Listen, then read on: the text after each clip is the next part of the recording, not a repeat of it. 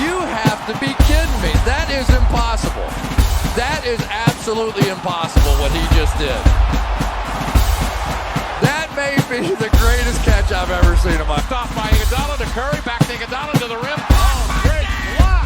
James out of nowhere, skies to the right. You've got Marshawn Lynch in the backfield. You've got a guy that's been borderline unstoppable in this part of the field.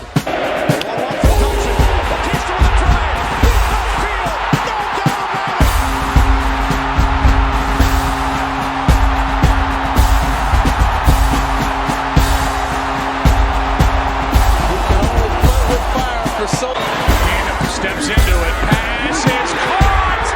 Diggs! Sideline! Touchdown! Unbelievable! Vikings win it!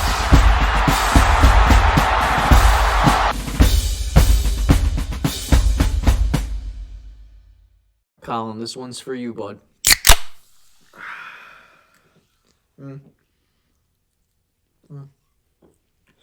Oh, yeah. Welcome back. You know what this is. No secrets around here. Let me turn that up now that I've done that. Can you hear me good? Can you hear me well? Talk to me. Let me know how you feel. Welcome back to the show, guys. All right. Week 4 is in the books. We are essentially a quarter of the way done with the NFL season. We got shit to talk about, so let's just talk about it. For those that are wondering, just because the hard crack of the seltzer in the beginning of it that I've been doing as of late, that's for my buddy. Listens to this with his headphones on, which is clearly a mistake with that. But he had mentioned, if you watch The Locker Room, my buddy Colin does the show with me. He had mentioned, let me just fix this really quick because he's going to drive me absolutely nuts that is in the frame better. He said that when I did the hard crack of the seltzer last time that it fucked him up and it scared the shit out of him, kind of. Whatever. Sorry, buddy, 2 weeks in a row, hard crack. At least I gave you a little bit of a warning this time. But anyway, we got way too much to talk about and only an hour to do it. So let's just jump right in. Week 4 of the NFL season is in the books. We're headed into week 5. This is where teams start to go on bye weeks. I think this week there are 4 teams that are on bye weeks. We'll get to who when we go over our predictions for the week. We're going to start off with how we always start off. We got a good structure now of understanding how we want to break down how everything went, who won, who lost, who looked good, who looked like shit, whatever you want to say. There are plenty of takeaways, right? There are some teams that looked great. There are some teams that look bad. We do this every week. You guys know it by now. So let's just start off with how I did last week. I went 9-7, okay? Weeks 2 and 3, I went 8-8. So yes, technically I improved, right, by a game. Week 1, I went 12-4. It was a fantastic week of picks. It's been a very difficult season to predict, as I've said several times this season already. But I kind of want to give myself some credit here. Among the picks that I got wrong, which I am currently going through as we speak. Let's see. I'm just going to tell you what games I got wrong, all right? Because I went 9-7, which clearly means I got 7 games incorrect. One of them was the Rams losing to Chicago. And if you remember last week, I said that right there was one of the hardest games for me to pick. I said that my brain was telling me the Rams, but my heart was telling me the Bears. Should have went with my heart because Chicago beat the Rams. Listen, quick takeaway from that game.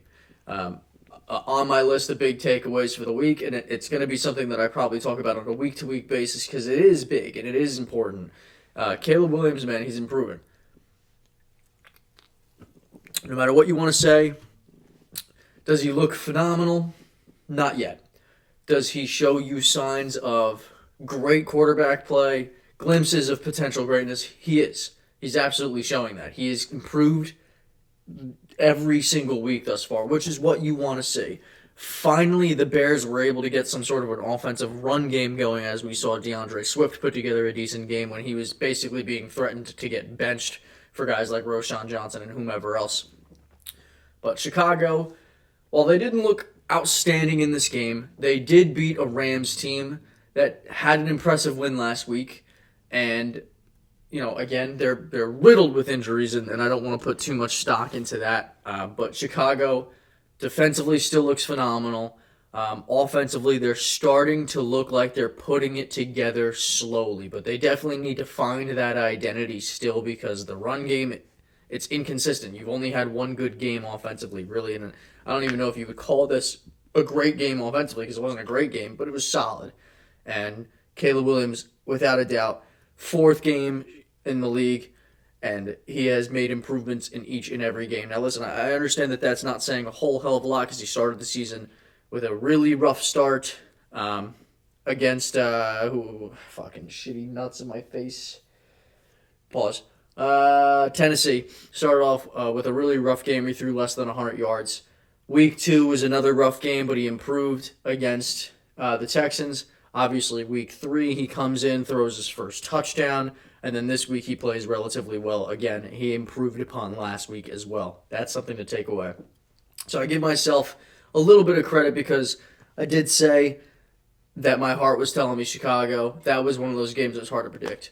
Another one is Pittsburgh losing to Indianapolis. This game I really didn't see ultimately to be that competitive. I didn't expect it to be. Pittsburgh's defense was what I was really depending on to make me look good here because I thought that their defense had been playing so well, and it has, right? Let's not overreact. I've said it multiple times. I don't overreact to wins and losses in the NFL. I don't overreact. I'm more of a big picture guy, large sample size guy, and the Steelers didn't have a great game defensively.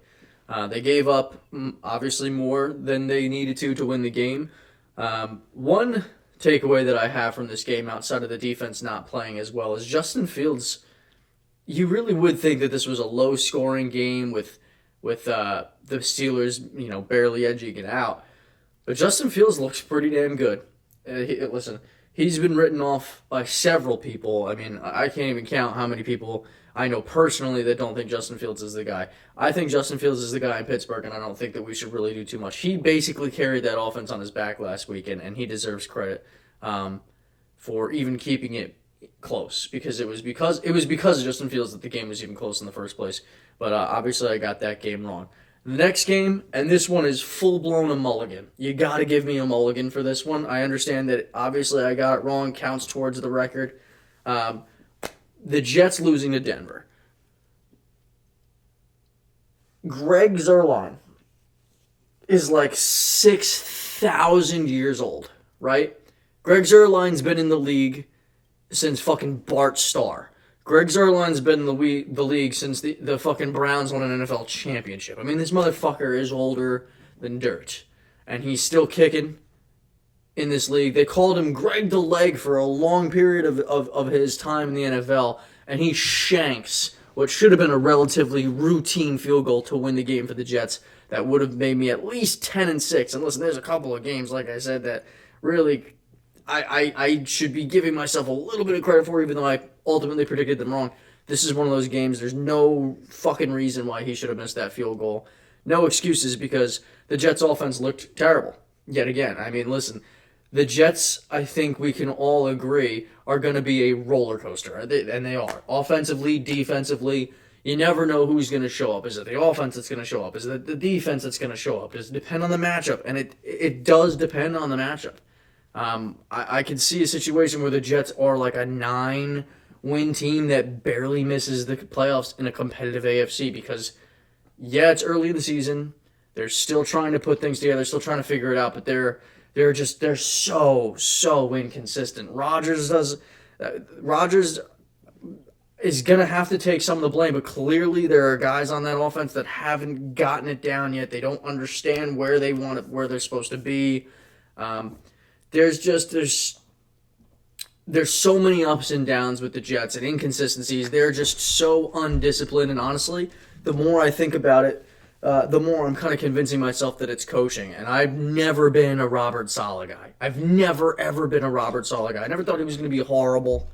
But the Jets is one of those places where you need proven commodities to succeed. They clearly can't get rookie quarterbacks to develop. They clearly can't get young head coaches or new head coaches to develop their teams or their rosters.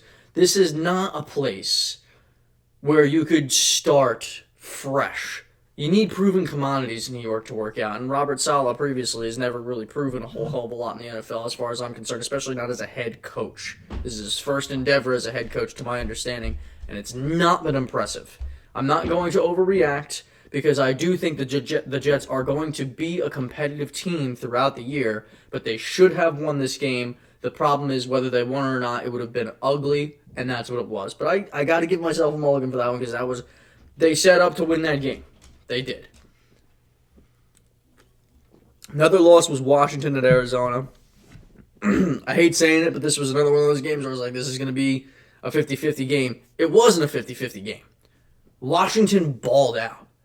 Let's start having a conversation about Washington. First off, Jaden Daniels continues to impress massively. I mean, can we think of a drive that they've had this season where they didn't score? Are they scoring on every single drive? Is there a defense that can slow this kid and this offense down? I mean, this offense, if you look at it on paper, yeah, there's some impressive players, but are there any players that are that impressive? Are there any players that are like, Austin Eckler's washed? He's washed. He can make some plays from time to time. He's washed for the most part. Brian Robinson is a solid running back, no doubt. Terry McLaurin is a very good receiver. Some argue he's better than I think he is. I think he's very good. I wouldn't necessarily call him a top 10 receiver. This offense is good on paper. It's got some talent. But Jaden Daniels looks really good. I think that there's really no doubt so far that he's played better than any rookie in the entire league, not just offensively. I mean, the kid looks incredible. He continues to impress. The reason why I'm still a little hesitant to take Washington super seriously is because their defense is bad. And it is. They didn't do terribly against Arizona, but their defense is very suspect, and that's something to talk about. But I got that game wrong. Washington has done a good job. I'm sure that they may come back down to earth at some point, but they look good right now. And, man, Jaden Daniels is on fire. Next one I got wrong was Philadelphia. I chose them to beat Tampa Bay. Should have known better. The Bucs have had Philadelphia's number for years. If you're an Eagles fan, you know better. I mean, they beat you in the playoffs multiple times in the last few years. You guys just cannot beat them. And Baker Mayfield's balling the fuck out still. He's still balling. I'm a Baker guy. I'm also a Jalen Hurts guy, but he is struggling this year, man. I mean, that offense is inconsistent, man. The only person on that offense that's really pulling their weight right now seems to be Saquon Barkley. I understand they're missing Devontae Smith. I understand they're missing A.J. Brown. And these are big losses. I understand they're massive losses. The offensive line is still trying to find itself again without Jason Kelce, who is the heart and soul of that team. Let's be honest. He was the heart and soul of the football team. But I don't want to take away too much from the fact that the Buccaneers look very good. They had a rough week last week in what was, I would consider, a trap game against Denver. I don't think that the team that we saw last week against Denver is who they are. I think who they are is more like the team that we saw weeks 1 and weeks 2, where they were very competitive, solid football team that beat the competition. They obviously beat the Lions, the only team to have done so far. Their one loss is to the Bucs, and they obviously look like a very good football team. I think the Buccaneers are here. I really do. I think that they're a solid, really competitive, fiery football team. So I give them credit, and they also have Philadelphia's number. Another one that I got wrong was Buffalo losing to Baltimore.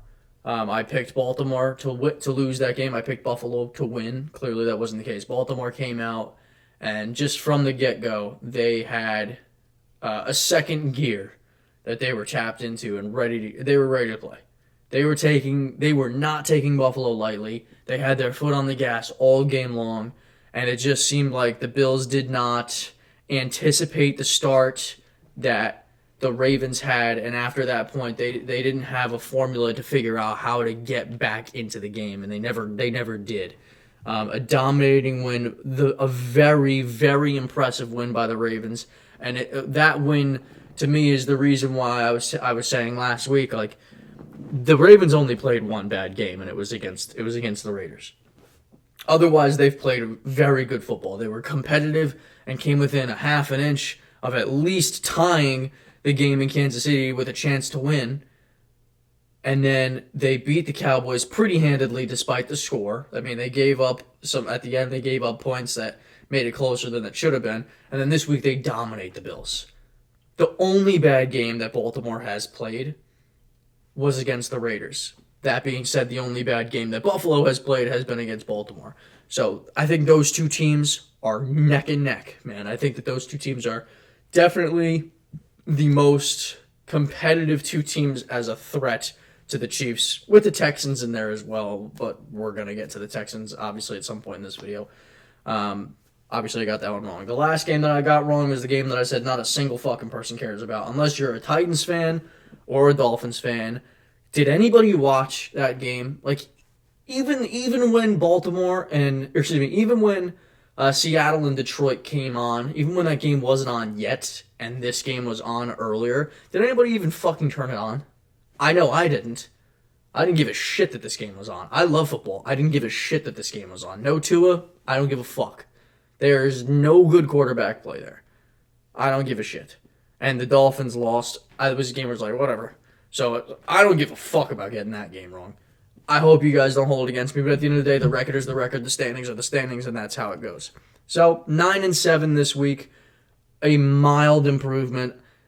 Ultimately, I feel like I should have gone like 11-5 this week, for the most part, but then again, my picks were my picks, and it is what it is. That makes me 37-27 on the year, still solid. Some more of my takeaways here. The Bengals, they finally break their losing streak. Thank God, right? Is there life in Cincinnati? I don't know. I'm going to be honest. I don't know. I don't put much, if any, stock into beating the Panthers. I think that the Panthers beating the Raiders last week was more of a spark that you get from your backup quarterback, who's a proven commodity in the NFL. At this point, a journeyman. Andy Dalton comes in. The offense gets a little bit of a spark. It's kind of an anomaly trap game for the other team. It's kind of a common theme in the NFL. This week, I chose the Bengals to win because if they didn't, their season was fucking over. I don't care if they went 0-4. I don't care if after 0-4, they went 12-0 the rest of the stretch. Their season was over, as far as I'm concerned. Is their life? Yeah, they got a pulse. It's early in the season. They have a pulse, but they finally break their losing streak. The only thing about it is it was the Panthers. Are they going to win another game for the rest of the year? Possibly not. I've said multiple times, I've said it every single week, I don't think I'm going to pick the Panthers once this year. At all. And the spark that they got from Dalton is already gone. So, but be that as it may, they do break their losing streak. There is a pulse. Can they freaking pull some wins together? They don't have a super easy stretch upcoming. They need to play better football. They were good enough to beat the Panthers. Most teams are. But they did break their losing streak. Another thing I want to talk about really quickly, the Falcons, they got a quality win. I know I said last week that the Saints are frauds, and they are. But it's a divisional game. The Falcons and the Saints always play each other tough, and the Falcons were able to defend home field against, again, a tough divisional opponent. Those games are always scrappy. Those games are always more physical. Bitter rivalry there with the Saints and the Falcons, but the Falcons held strong. I do consider that a quality win for Atlanta, who look at this point like they're ready to start contending for the NFC South. I do think that at the moment that the Buccaneers are a class above them. However, still super early in the season. They're only one game back. They've been, for the most part, competitive in other games. So there's definitely life. There's definitely hope. There's definitely optimism in Atlanta right now. Another quick takeaway: Sam Darnold, Minnesota Vikings. Is Sam Darnold the MVP? The defense is playing well. Obviously, there's good skill positions in Minnesota, but Sam Darnold is playing very, very good football. Coming out of the draft, this isn't documented, so you're just going to have to take me at my word when it comes to this one. Going into the draft, I thought Sam Darnold had talent for sure. He's a decent-sized kid. He had a good arm. The reason why I ultimately said I think he's going to be a bust was because he was getting drafted by the Jets. And when's the last time a quarterback got drafted by the Jets and ended up having a solid career? Do you want to say Geno Smith? No. He was dog shit until he went to the Seattle Seahawks, and he still, in my opinion, isn't great, or even really all that good. You want to say Mark Sanchez? Well, in his rookie season, in his second year, he went to the AFC Championship game, okay, and then he fumbled off of his center's ass, or right guard's ass. Infamous butt fumble. Mark Sanchez will be always more famous for the butt fumble than anything he did for the Jets, regardless of what you think. There's no success in the career of Zach Wilson, and up until now, there had never been any semblance of success in the career of Sam Darnold. He had a small little stint with the Panthers that looked to be all right, but then eventually came back down to earth. Is this a situation where he comes back down to earth? If I was a betting man, I'd probably say yes. However, through 4 weeks of football, he may be the MVP. We'll get to that in a video later this week. I have another video that I have planned for you guys to come out Saturday morning to talk about our quarter season superlatives, NFL awards, and how if the season ended today, who wins, who gets votes, all that kind of stuff. But that's for a later video. Another takeaway is C.J. Stroud and Nico Collins and the chemistry that they have built in such a short time. Just a few games into C.J. Stroud's second season, and this connection looks like they're just on the same page. These guys are balling out. Nico Collins is playing like a top 5 receiver in the NFL, in my opinion. C.J. Stroud was clutch. I understand, and I've said that the Jaguars are not much, right? They can play spoiler, especially to a divisional opponent. And I think that's the only reason why I'm even talking about this is because divisional matchups, whether it's a good team or a bad team that an opponent is facing, for instance, think of an example. The Giants. They're not a very good football team. When they play divisional opponents, there is always a chance that there's going to be a scrappy, close game, right? This is a situation where the Jaguars kept it close, kept it scrappy, and actually had the lead for the majority of the game. But C.J. Stroud shows that he's capable of that. He's capable of being clutch. Nico Collins showed that he is 100% the man in Houston. If there was ever a doubt, there shouldn't be now. They got guys like Tank Dell and Stephon Diggs on that team as well. There's no doubt Nico Collins is number one. And was there ever really? Maybe, maybe not. I don't necessarily think so. That duo looks so dynamic and looks like they have such incredible chemistry. The relationship of them continuing to grow is going to be one to watch for years to come. It really is. And then my last quick little touch on week 4 before I move on. I just spit everywhere. Before I move on and talk about top 10 teams and then my predictions for the upcoming games is the Kansas City Chiefs. Why am I bringing up the Chiefs? Well, let me explain. We're 4 games into the season, right? The Chiefs are 4-0. They're the only undefeated team remaining in the AFC. But if you look at all 4 of their games, none of them were that great. None of their wins were very impressive. Maybe Baltimore was the most impressive, but none of them were very impressive, right? I said last week that the Chiefs are the Patriots of this generation. Even when things look rough, they find a way, to win games. They did it again. The Chargers were missing their 2 most important offensive linemen, Pro Bowl caliber, all-pro caliber left and right tackles, Rookie of the Year candidate in Joe Alt. Unfortunately, offensive linemen, they just never get votes for stuff like that, but he's been phenomenal thus far. They were both out. The first drive of the game for the Chargers looked outstanding. They were running the ball well. They were throwing the ball well. Everything looked great. After that, they were completely flat, and I think that was mostly due to that defense. Kansas City's defense is legit. It was last year. It is again this year. The offense struggled yet again. Now, the main reason why I'm talking about Kansas City is because they are injured at so many key positions that they might be worse on paper right now considering injuries offensively than they were last year. And the whole story about the Chiefs last year is can the offense keep up? Can the offense keep up? Is the offense dynamic? Is the offense explosive?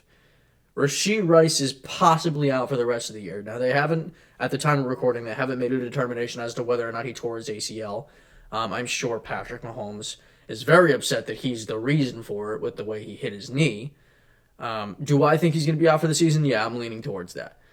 They haven't. It's a little odd that they haven't diagnosed his injury quite yet. It kind of leads me to believe that maybe it's not a complete ACL tear. Maybe it's a strain of a meniscus tear. Maybe it's an MCL sprain or something. Who knows?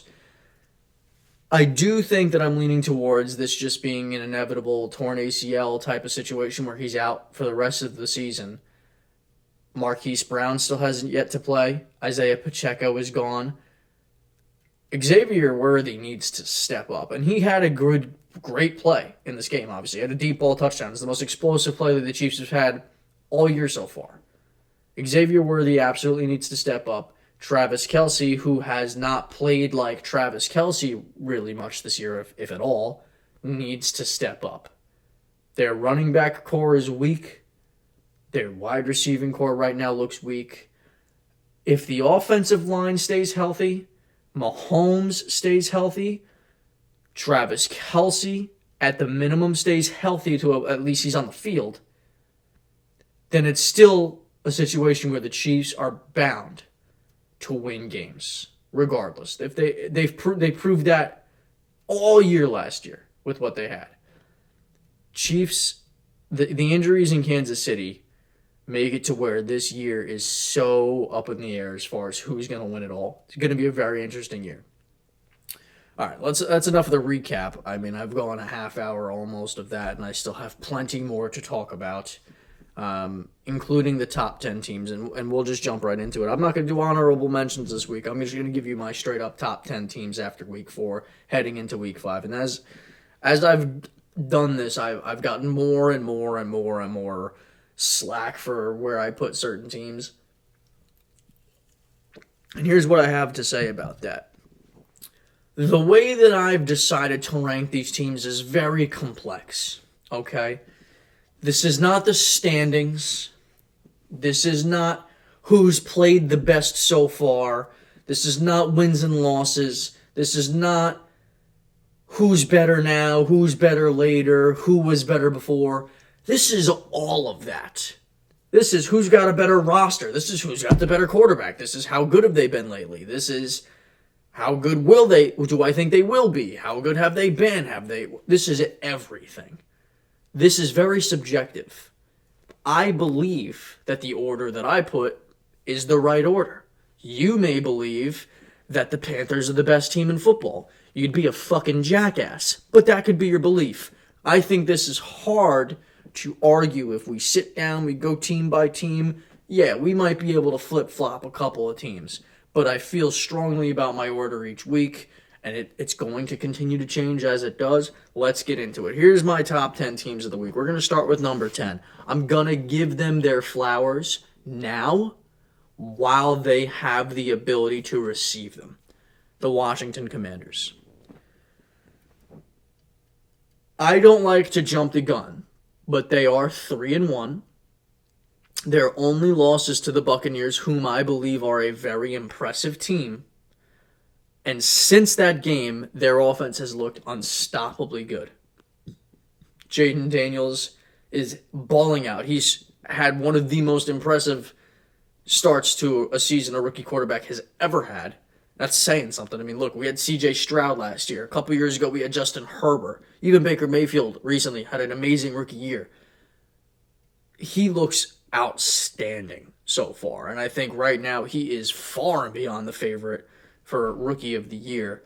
That offense if they can continue to grow, if Jay Daniels continues to develop as fast as he has and stays healthy, because God, is that guy skinny. And in this NFL, I know nowadays it's not quite as physical as it once was, but regardless, you still get hit. And man, he don't look much thicker than me, and I'm really skinny. I'm a skinny guy for the most part. I used to be kind of fat, but thanks to a buddy of mine, I'm not. Okay? Regardless, I'm going to give them their flowers now. I'm really concerned about the defense. I'm also wary of the idea of them kind of slowing down offensively, but right now they're 3-1. They're playing good football. I got to give the Commanders at least a spot on the list at number 10.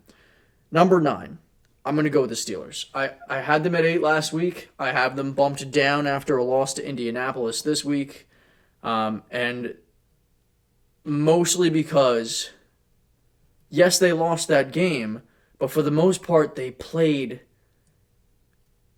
Their strengths from last week were what we would normally consider to be their weaknesses, right?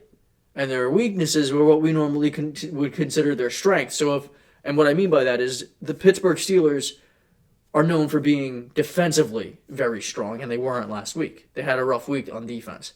They're known for being offensively a little bit on the weaker side. They played pretty damn well offensively, specifically Justin Fields. Justin Fields looked very, very good. And I actually think that although it was a loss, this is kind of a moral victory for Pittsburgh, because I think they feel, and they should, feel solid at their quarterback spot. I think they should just consider shopping Russell Wilson, see if somebody will give you anything for him. Fucking send him to the Dolphins. They need somebody right now. And Fields, without a doubt, I think is absolutely earned and is fully deserving of that starting spot. And I don't see a situation where the defense just falls off a cliff and it plays like that for the rest of the year. I think their defense will be fine, and I actually do think that the offense is going to look better too. And I can't believe I'm saying this, but Mike Tomlin, he just doesn't know how to. He doesn't know how to lose 8 or more games. He just doesn't fucking know how to do that. So I got to give the Steelers props, even though they lost. I'm going to put them on the list. At number 8, I got the 49ers. They dominated the Patriots, but so did the Jets. You know, and I'm not super low on the Jets. The main reason why the Niners are 2-2 is injuries. It just is. If they were healthy, they would likely be 4-0 or 3-1 and possibly in my top 3. I had them at number 2 to start the season, especially after week 1. And I said I didn't want to overreact last week and knock them off the list. Not going to overreact this week and push them up too far. Last week I had the Steelers at 8 and the Niners at 9. This week I just flip-flopped them because Niners won, looked decent. Steelers lost, although they still looked all right, but they lost. Number 7, I got the Texans. And man, if there's been a take that I've gotten heat for this year more than anything, is that I thought the Texans were the second best team in football. I'm not jumping off this cliff yet. I'm not jumping off this bandwagon yet. I'm not an overreactor. I've been saying it. I'm going to continue to say it. It takes several games to convince me one way or another if a team has drastically changed their identity and their expectation. The Texans won. The Texans are kind of reminding me of the Chiefs. They have not had any dominating wins. None of their wins have been massively impressive, and they lost and played a bad game this year. With that being said, C.J. Stroud and Nico Collins, as I said before, look like they have unbelievable chemistry. C.J. Stroud is still, in my opinion, he's going to have the ability to play for an MVP this year. And the way that they were able to win that game, coming from behind, and C.J. Stroud was able to show how he has the clutch gene in that game, albeit against the Jaguars, I'm just simply not dropping them any lower than 7 after this week. I'm not. Honestly, I could make the argument still to have them 1 above. But because I need to see them really get this shit going, I have them at 7. I do still expect great things from the Houston Texans. Number 6, I got the Buccaneers.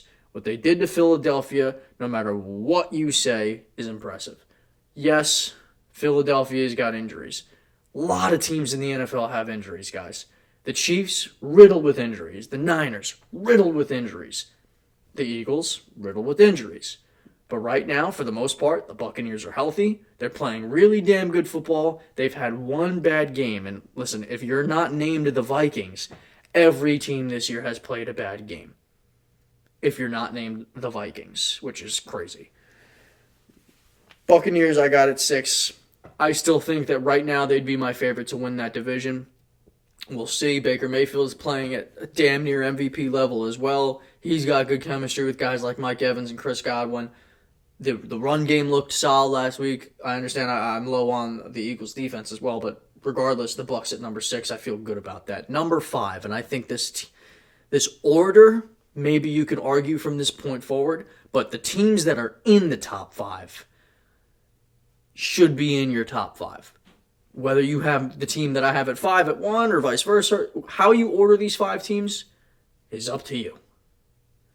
But there's no doubt, in my opinion, that these are the 5 best teams in football right now. I've said that the Niners at one point and the Texans at one point were undoubtedly the number 2 teams in football, and I don't have them in my top 5 anymore. Right now, after 4 weeks, heading into week 5, these are your top 5 teams. At number 5, I have the Bills. They got dominated by a very game and ready Ravens football team. That is not something that they should be ashamed of.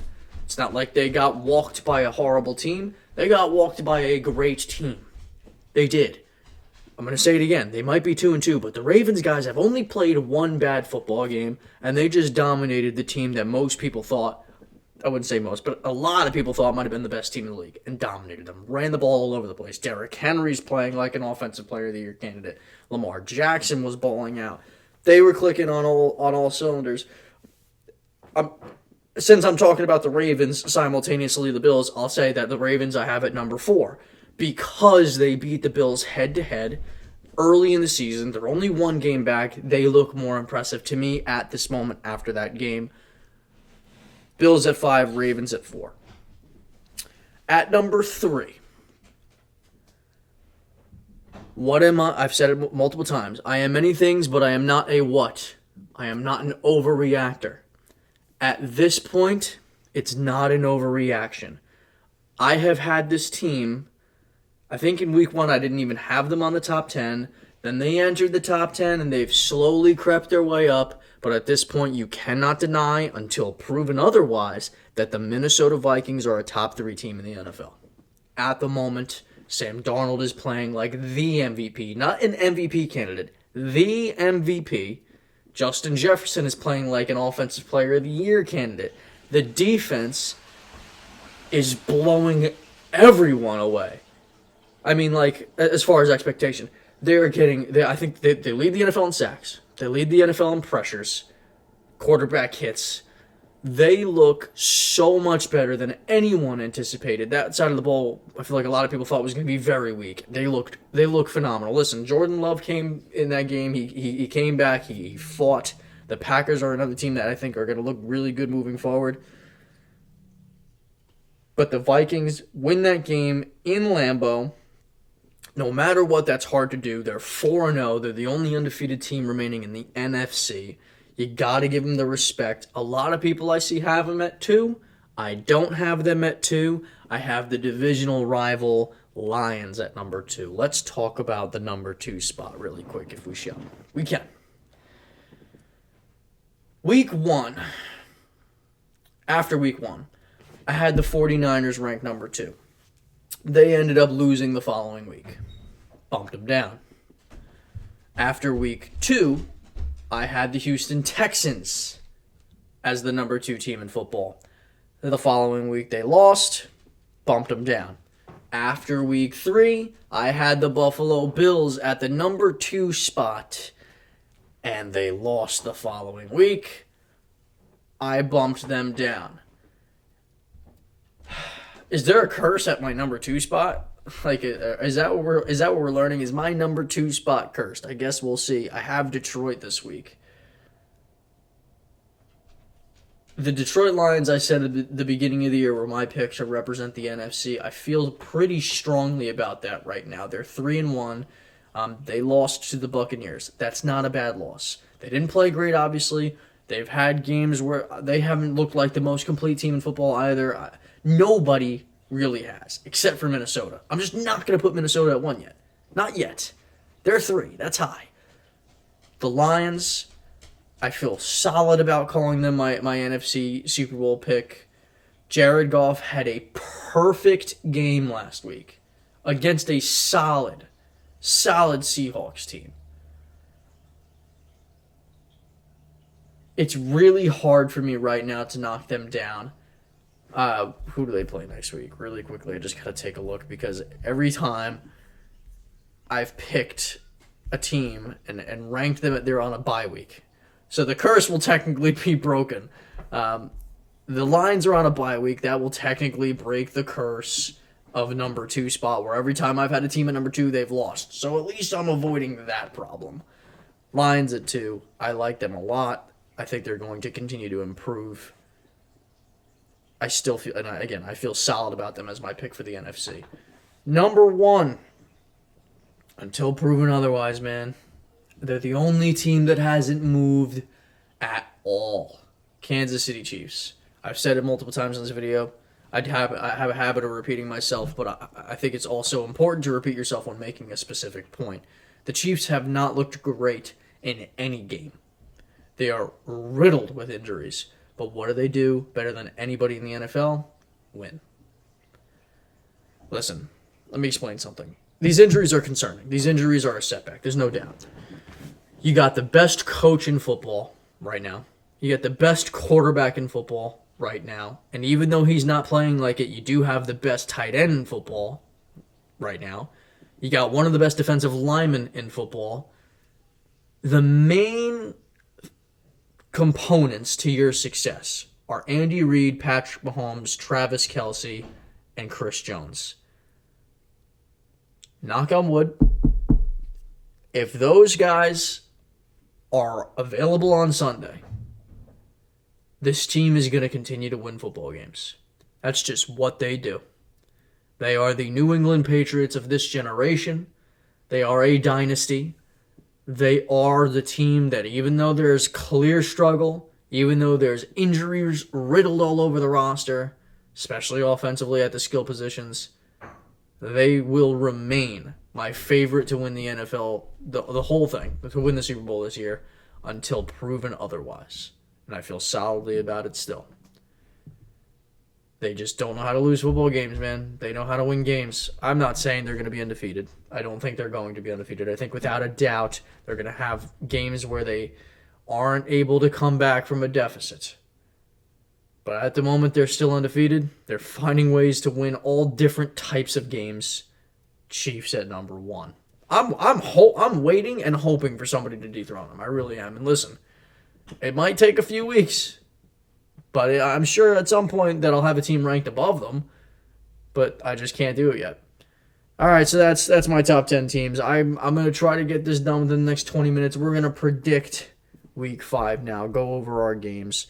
I really want to have a solid week. We got 4 teams on a bye. I'll address that really quick. Those teams are the Detroit Lions, as I said before, the Los Angeles Chargers, the Philadelphia Eagles, and the Tennessee Titans. Let me tell you something. I don't give a fuck if the Titans are on a bye week. They could be on a bye week for the rest of the NFL season. I wouldn't care or probably even notice. So, I don't know why I just decided to violate them like that, but whatever. Let's get into the games. So we have 2 less games to pick this week because of the 4 teams on byes. I feel, looking at this week's schedule, solid for the most part about the picks that I'm picking. There's a couple of them that I'm not too solid on. I will say, though, looking at the schedule, I like most of the home teams. Let's just jump right into it because I got a lot to say about a lot of these games. First game, I believe this is going to be the Thursday night game. The Atlanta Falcons host the Tampa Bay Buccaneers. I think this is going to be a really good game. I'll tell you why. The 2 best teams in their division right now, without a doubt.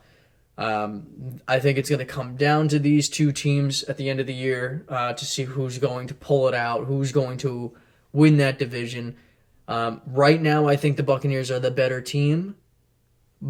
But as divisional games go, especially with two good teams in the same division that are going up against one another, the Buccaneers being very good and the Atlanta Falcons improving quickly, it's one of those types of games, and I say this a lot, where it can go either way, right? I'm going to take Tampa Bay. They're hot as hell right now. The Falcons are warming up. Kirk Cousins in prime time. Do I really have to talk about that? I don't feel like this is a lock. And I could very well get this wrong. But I'm going to take the Buccaneers. They look like the better team so far through 4 weeks. Baker Mayfield's on the MVP ballot right now. And I think the Falcons are still trying to fully discover themselves. And I think that they'll get there, but this is a really tough draw to get at this point in the season. They're trying to build momentum. I think it gets extinguished a little bit, and I think Tampa Bay continues their momentum. Moving on to Sunday's games, you got the Jets and the Vikings. I want to believe in the Jets. I really do. I want the Jets to succeed. But right now, there might not be a hotter team in the NFL than the Vikings. The Vikings are home. Sorry. Very sorry for how loud that noise was. Jesus, I'm going to lower this really quick just in case that happens again.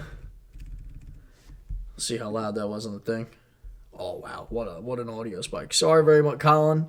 Whoever's listening on headphones, very, very sorry about that. Let's get back to the games. I'm taking Minnesota right now. They are just absolutely on fire. And, excuse me, it's going to be hard for me to pick against them moving forward till proven otherwise in the season, unless they go up against a team that I feel much stronger about. They're susceptible to lose a game at some point. They are. But I got to take Minnesota over the Jets right now because the Jets, they simply just did not look good at all. Minnesota's offense is significantly better than Denver's. Minnesota's defense is a lot better than Denver's right now as well. So I'm going to take the Vikings over the Jets.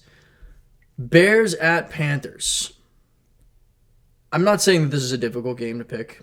I don't feel that way. I think this is an easy game. I think I've said multiple times, probably not going to pick the Panthers once this year. I'm going to pick Chicago. They should beat this team. And this should be the first game that Caleb Williams dominates. Not only should they win this game, but if you are to feel really good, listen, they can win this game and you could still feel good about it, but this needs to be Caleb Williams' coming out party. This needs to be Caleb Williams throwing 2-3. This needs to be the game where Caleb Williams throws 300 yards and 3 touchdowns. No picks, and the offense looks good. I think we're all feeling pretty solid that the defense should handle business against Carolina. Not a guarantee, nothing in the NFL is, but they should. Really, it's about, okay, can Caleb Williams put it together against a team that he should be able to essentially throw the ball wherever he wants. It shouldn't be a very competitive game, especially if you believe in Caleb Williams the way I do. This has got to be the game where he just goes off and says, this has to be Caleb Williams' arrival to the NFL right here. Baltimore and Cincinnati. Cincinnati's the home team. Baltimore just looks way too damn impressive right now. I'm still very concerned about the Bengals. I got Baltimore. I think Baltimore is going to win this game. I think they should win this game. I'm taking them. I just am. Sorry, I keep shaking the fucking camera here. Divisional game. These two teams always play each other tight, especially in recent memory. But I got to take them. I really do. I got to take them here. Baltimore, that is. Buffalo and Houston. This is going to be... I think this is going to be an outstanding game. Out of every game this entire season, maybe not season, every game this whole year, every game this week, out of all of them, this is the toughest game for me to pick. Houston's the home team. And for the most part, I'm picking home teams this week as I'm looking through. I mean, I've switched it up a couple of times. I don't feel super solid about either way here. I'm going to go with the Bills. Because at the moment, even though they're coming off a loss, Houston's coming off of a clutch win, Houston's the home team. Man, this is gonna be one of those games I probably get wrong. I'm gonna take Buffalo. For now, I'm gonna take Buffalo. I do think though that this game kind of will help you figure out who's really like this early on, who's really contending. Right? I think we can agree that Baltimore is contending. I mean, I think we should agree that Baltimore is contending. I, for the most part, think that Houston and Buffalo are also both contending. I think those, outside of the Chiefs, I think it's Baltimore, Buffalo, Houston, as far as the teams that are going to, battle the Chiefs for a potential Super Bowl spot. But I think this game will set one of these two teams apart, especially because the quality of competition is outstanding. I'm going to take Buffalo for now, even though Houston's my AFC. I have the Houston Texans making it to the AFC Championship game. Maybe I should switch that, but for now I'm going to take the Bills. A game that I don't really have too much excitement for upcoming is the Colts and the Jaguars. Jaguars just simply don't look good. It's another one of those divisional games that the Colts haven't looked great this year. They had a kind of an impressive, surprising win over the Steelers last week. I'm still a fan of Anthony Richardson. I know a lot of people aren't high on him. He didn't play the majority of the game. Joe Flacco did, and man, Joe Flacco, when he was with the Browns and now here with the Colts, he just looks like he's just never going to stop playing quarterback at a decent level in the NFL. If Joe Flacco is playing, which I think he is, I'm not 100% sure. I'll have to check. I mean, he might be a more game time thing, whether or not it's going to be him or Anthony Richardson. I don't know to the extent of Richardson's injury. If it's Flacco, it's crazy to say that I'm more confident if it's Flacco than Anthony Richardson, but if it is Flacco, I'm going to take the Colts. And in this particular situation, for the sake of choosing, taking the Colts. Moving on to another game I don't give a single shred of a shit about. The Patriots hosting the Miami Dolphins. I mean, do we have any idea what's going to happen with Tua? Does anybody know? Because I don't. I haven't heard shit. I'm under the assumption that Tua's not playing this game, and he probably won't for a little while. I don't care which way this game goes. I picked the Dolphins last week without Tua against a terrible Titans team, and they lost. So I think because of that, I guess I'll take the Patriots at home. Maybe Drake May finally gets a chance to play. Who knows? I'll take the Patriots. Washington hosting the Browns. I'm starting to buy stock in Washington. And I've sold all stock. I don't know if I ever had stock in the Browns this season, so I'm not going to spend too much time on this one. I'll take Washington at home. They just look significantly more impressive. Denver and the Raiders. Man, I don't want to be rude when I say these things, but I don't give a shit about this game. I really don't. I don't think either of these teams will make the playoffs. I don't really think I would choose these teams in most games. The only reason why I'm choosing one of them in this situation is because I have to. I'll take Denver at home because they beat the Jets, although by really a stroke of luck. Their defense looked good in that game. I'll take Denver. They're the home team. It's tough to play in Denver. Mile High Stadium. It's hard to get oxygen out there. Another divisional game. The 49ers hosting the Cardinals. I was kind of higher on Arizona earlier this season, a couple weeks ago. But they're 1-3 now, and the Niners are 2-2. Despite the Niners' injuries, I still think they are the much better football team. I'll take San Francisco. Brock Purdy has played very well without his army of talent around him being available. He's basically, George Kittle played pretty well last week, and that's obviously a good target to throw to. But Brock Purdy has looked really good. I'll take the Niners. I think most people would too. Packers going into LA to play the Rams. The Rams are still banged up. The Rams lost to the Bears. Jordan Love is back with the Packers, and after the first half, he looked pretty good against Minnesota, which is, at this point, that's impressive. I'll take the Packers to take care of business in LA.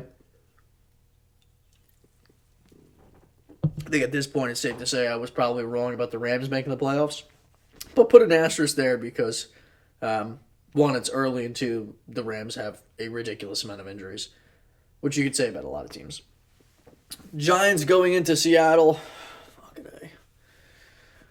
Oh, man, I love the Giants, but I hate them so much at the same time. You know what the crazy thing is? Daniel Jones actually isn't playing bad football. He doesn't look like the worst quarterback in the league, except for week 1. Malik Neighbors looks fucking great. I'm a little worried about him. He got injured. He left the game with a concussion. He's clearly really the only offense the Giants have, and they're kind of treating him the way they treated Saquon, and Saquon obviously had a hard time staying on the field consistently because he was getting abused because the rest of the team fucking blows. Let's not beat around the bush too much here. I'm a Giants fan, but I'm a realist. It's going to be Seattle. Seattle will win this game. Dallas and Pittsburgh. This is an interesting game. I'm going to take the Cowboys.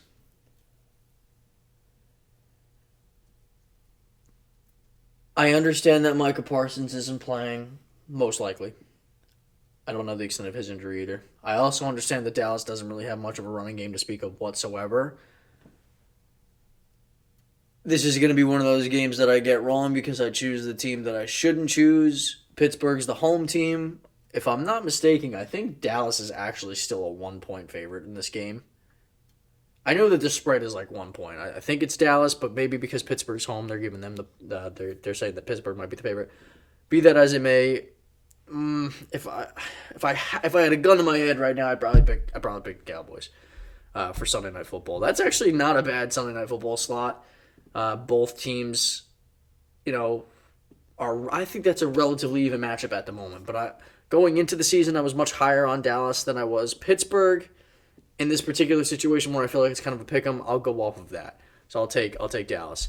Next, you got the Saints. I think this is the Monday night game. Saints going into Kansas City. I said Saints are frauds. I'm standing by it. I'm doubling down. Saints are frauds. They started off 2-0. I think they're about to drop to 2-3, to lose 3 straight. Kansas City will remain undefeated and defend home field to set them up at 5-0. Those are my predictions this week. Let's see how good I can do. I'm just chasing week 1. I'm just trying to look as good as I did in week 1 with those picks. Those picks look fucking incredible. I went 12-4. I don't know how many times I've said that, but I went 8-8 week 2, 8-8 week 3, and now I went 9-7. So I got a little bit better. Listen, if nothing else, right? I'm going to make a bold claim, and this is bold. I don't give a fuck what anybody says. I watch ESPN, Fox Sports, NFL Network. I watch all of that shit. I tune in. I listen whenever I'm driving, or sometimes when I'm in the shower or working out. Doesn't matter. I listen all the time, and several analysts are going below 500 on a weekly fucking basis. My bold claim, I'm not going to go below 500 on my game picks at all this year. I've been 500 twice. I promise you that's as worse as that's the worst it's going to get. And maybe I just jinxed myself, but we'll see. I do feel good about most of these picks this week. They're obviously close games, I'll tell you. The ones that I don't feel super confident in, Dallas and Pittsburgh, that to me can go either way. Houston, Buffalo, that game genuinely could go either way. And then Tampa Bay and Atlanta. If I only had to choose 3 that are tough to pick, I'd say those 3. And that's it. Let's listen. Let me know in the comments what you think so far, guys. I have a video planned for you guys, another video this week, sports related, of my quarter season NFL superlatives, the players that I think, and the coaches and all that stuff. Who do I think, if the season ended today, who's the MVP? Who's the offensive player of the year, defensive, whatever, so on and so forth. That video I'm going to have coming out on Saturday, so stay tuned for that. But as far as now, that's it. I'm getting the hell out of here now. It's getting late. I'm tired. I gotta go cut this video up. Have a good night. See you later.